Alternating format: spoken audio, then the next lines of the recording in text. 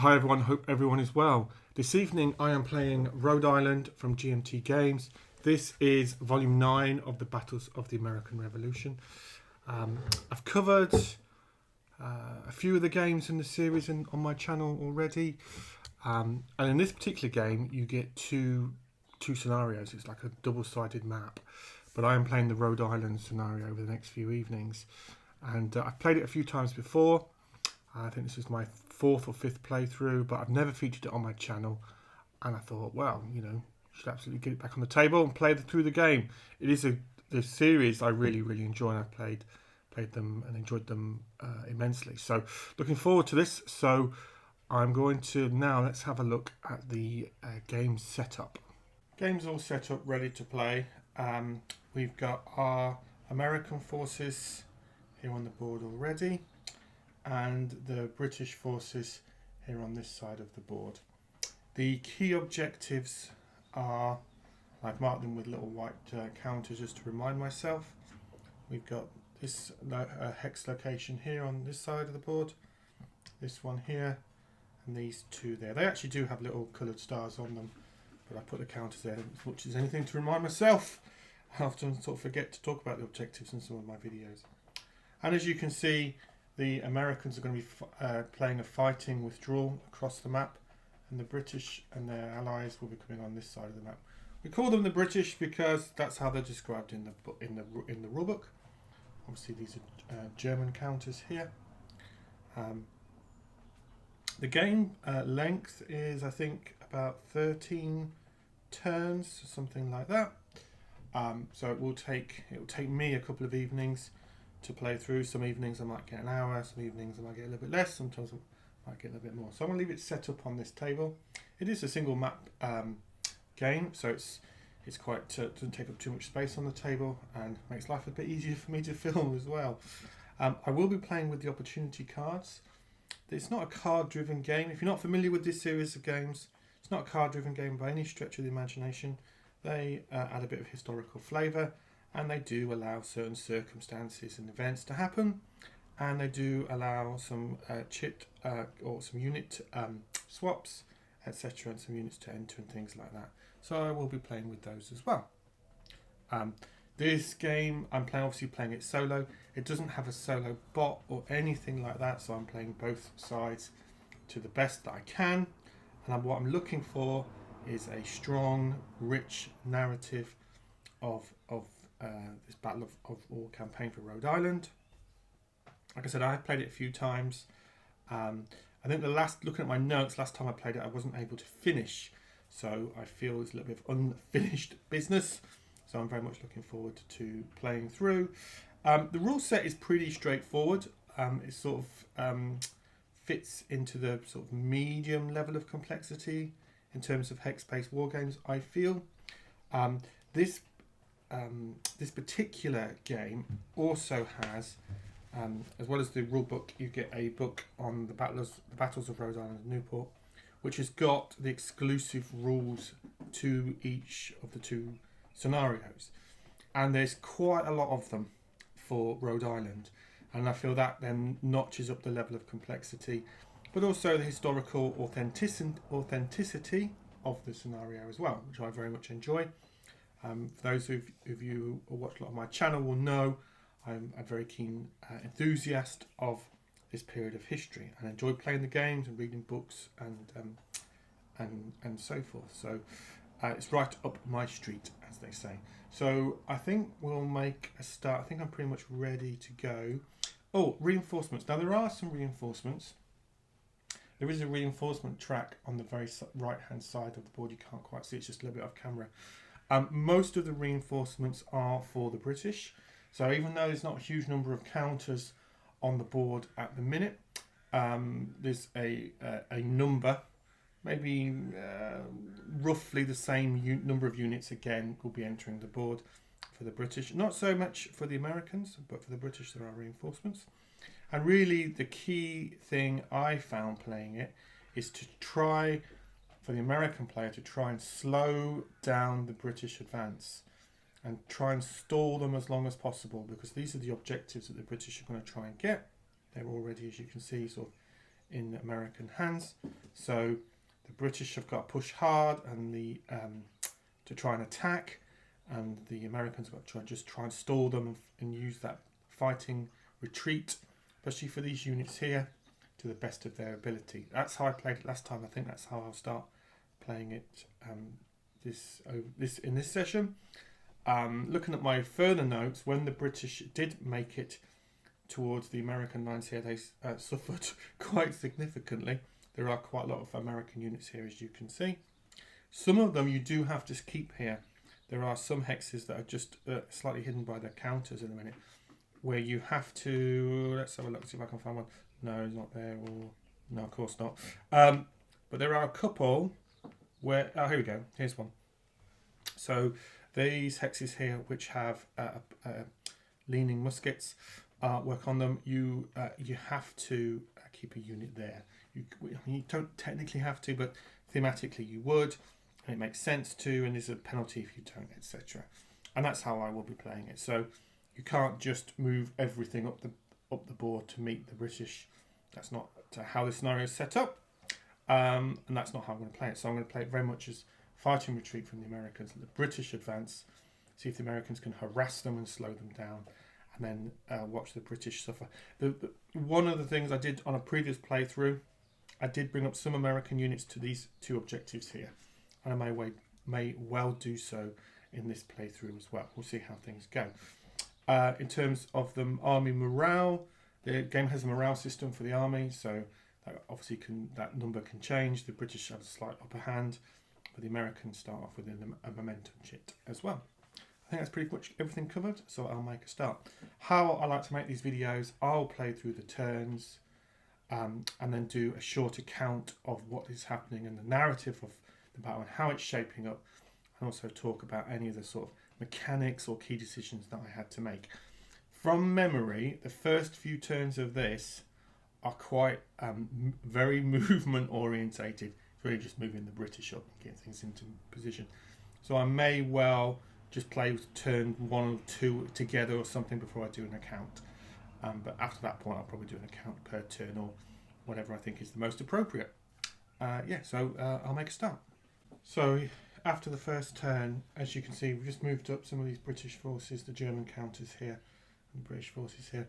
Actually, I did think it's probably worth calling out a couple of things. One is that, especially if you're not familiar with the rule set, you can use these roads for strategic movement, which basically doubles their movement rate, but you cannot move adjacent to an enemy counter, and you have to stay on the type of terrain hex that it is, so basically moving along a road.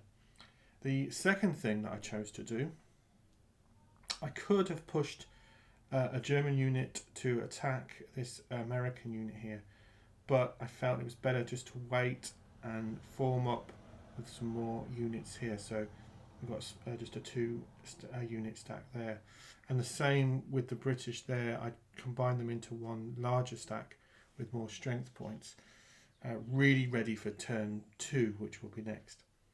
The other thing I just want to call out as well, and this is where some of the detail of the game comes in, is that on the first turn, it's only the first turn I believe, counters that have a white box behind their movement points, so this artillery unit here has movement 3 with a white box behind it, cannot use that extended movement allowance for the first turn. So it basically means the British forces are moving up, but these are moving at a slower pace just in that first turn. Once the first turn is gone, they can use that movement as they wished. But it does give the British player that kind of, you know you've got more units coming, but they're slow. So you've kind of got to work out what's the best way, when's the best time to attack. Is it better to wait, or is it better to push forwards and attack? Now at the end of turn number 2, the German units here were able to capture Talbot's unit there, who was residing in, I think it was that hex there,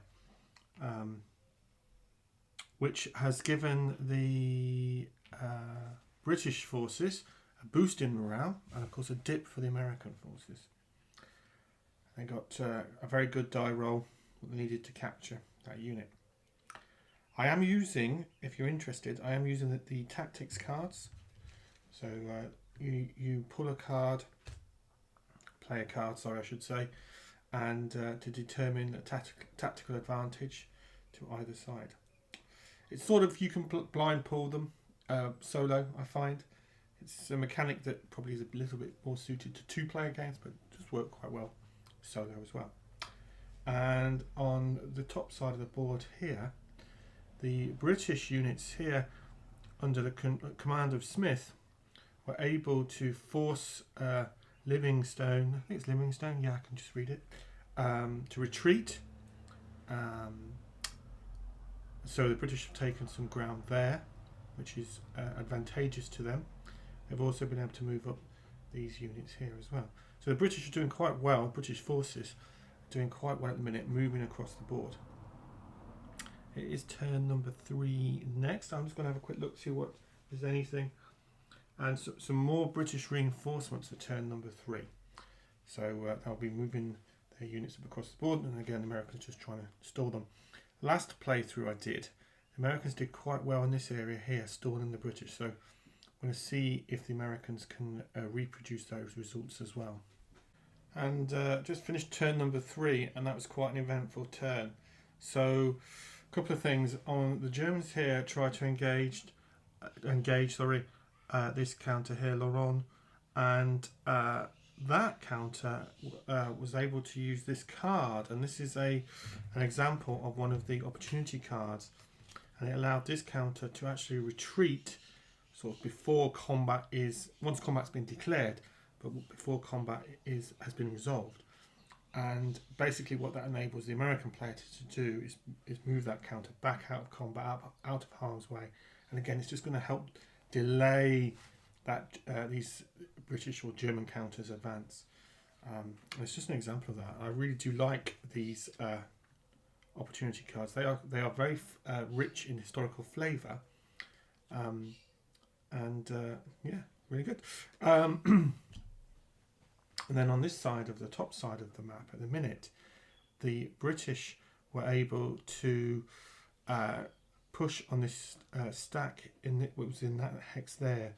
They called it disruption on the foot unit. This this unit here had to retreat, with the American artillery still in place. Now, depending on who wins the initiative next turn, if the British win the initiative, they will be able to capture that artillery unit and gain, and the Americans will suffer a morale loss as a result. But also, that also means it's going to delay the British a little bit, because they're going to capture the unit, etc. So I should have put that back on there actually. And just off the top of the map, you can just see them all just poking through there. There's some more British reinforcements. And again, one of the great things about this game, now when you bring reinforcements on, the counter tells you what part of the map to bring them on at.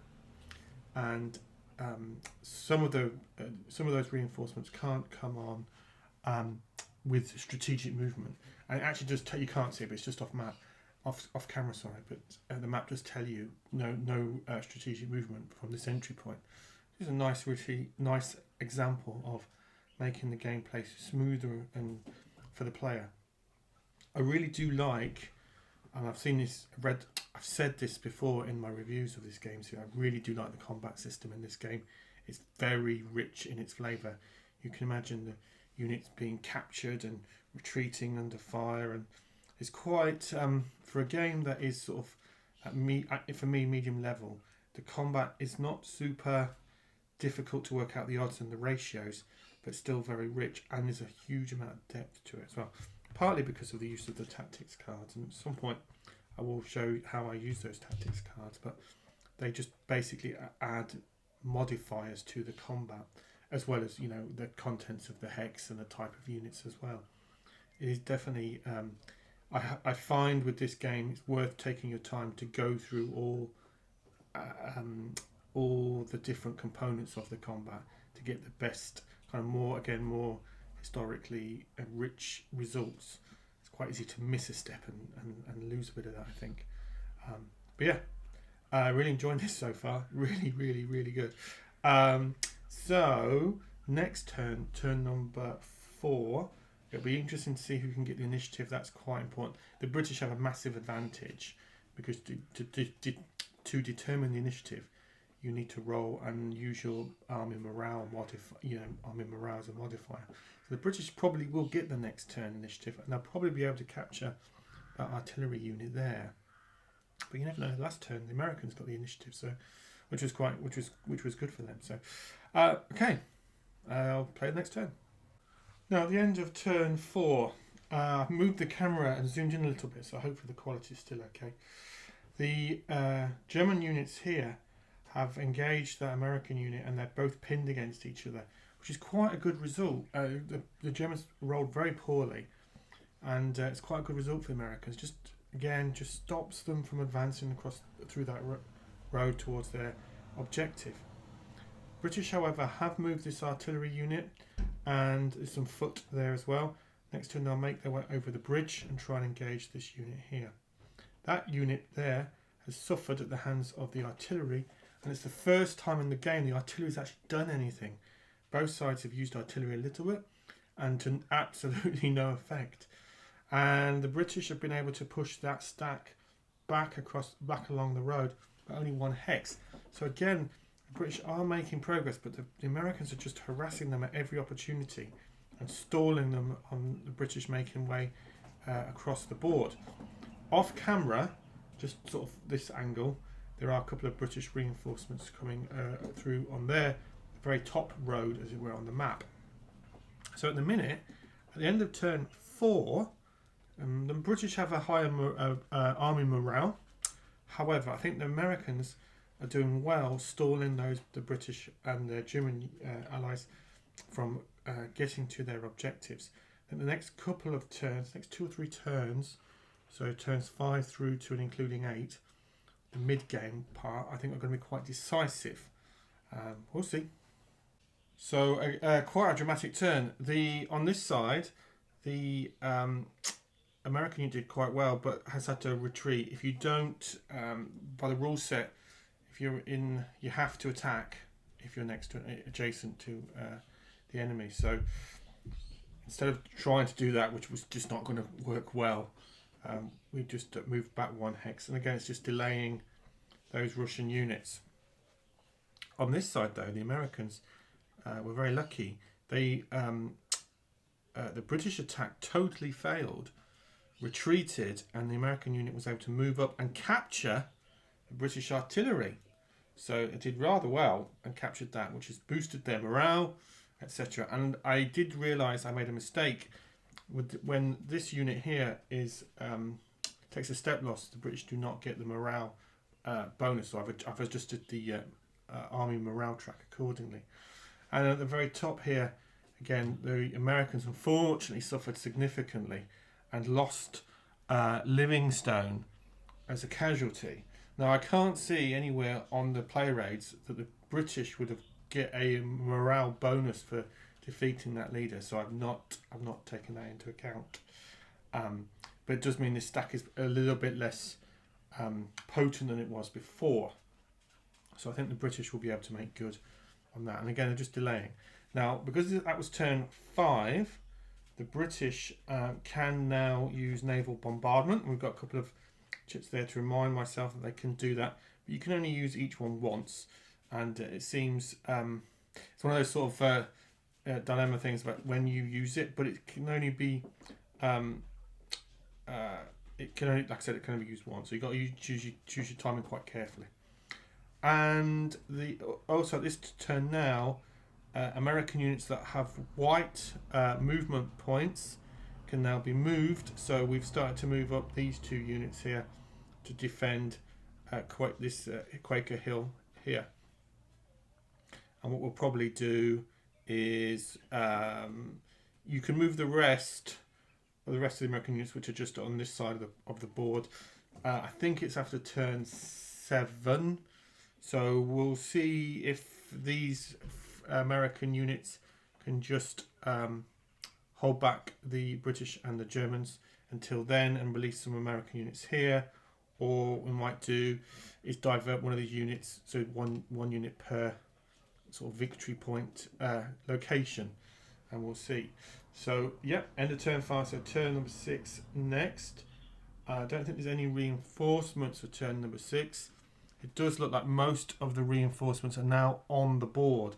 So the British have got to bring up their these extra reinforcements here, and then move across the rest of the map. So yes, it's certainly shaping up very nicely, this battle, in terms of its theme. Americans doing very well, just holding these British and German units back. And it's just a race against the time to see if the British and German units can make their way across to get those final locations, which are just off camera. But I think they'll be good for taking these 2 locations here. We'll see. So at the end of turn number 6, the British have done very well in that turn. They were able to capture one of the American infantry foot units, and were able to push back these 2 units here. And in fairness, the Americans thought better of keeping their artillery around, and I'm going to bring retreating up this road here to meet up with that unit there. And they were also able to disrupt and push back this unit here.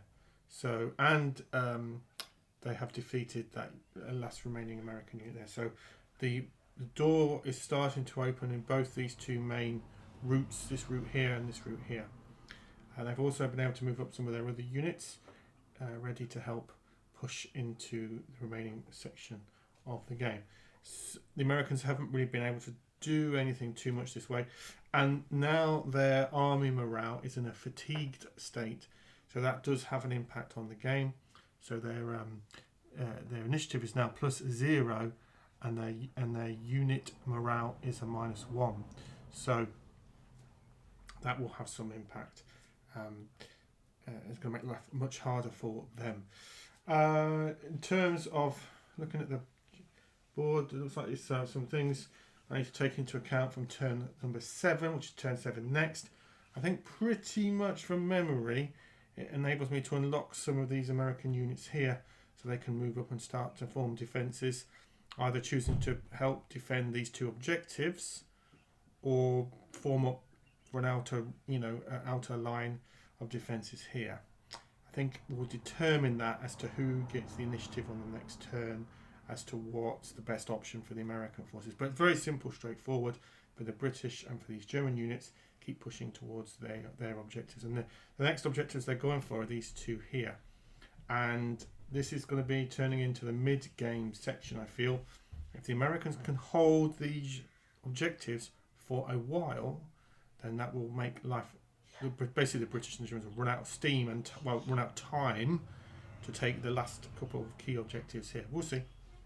Okay, at the end of turn 7, the British have made good their progress across this road, eliminating the remaining enemy units. The artillery unit was able to pull back into this position here, and pretty much the same story here for these German units. They've been able to make good on that road and eliminate the enemy. So the army morale for the Americans has taken a bit of a dive, and the British were able to get another opportunity card, as the Americans were able to get an opportunity card as well. So it's all forming up now for the mid part of the game, let's call it that, to try and take these 2 objectives here. And of course the British still have these 2 objectives to take after that as well, if they're successful. The Americans have started to form up defences. This one's looking a little shaky. And I made a decision to bring the artillery unit to here. I could have also put the artillery unit somewhere to help defend this, but I'm going to try and hold... The Americans are going to try and hold these 2 defensive positions for as long as they can. However, as you can see, the British are looking quite good. The British and the Germans are looking quite good to be able to take those 2 objectives. We will see.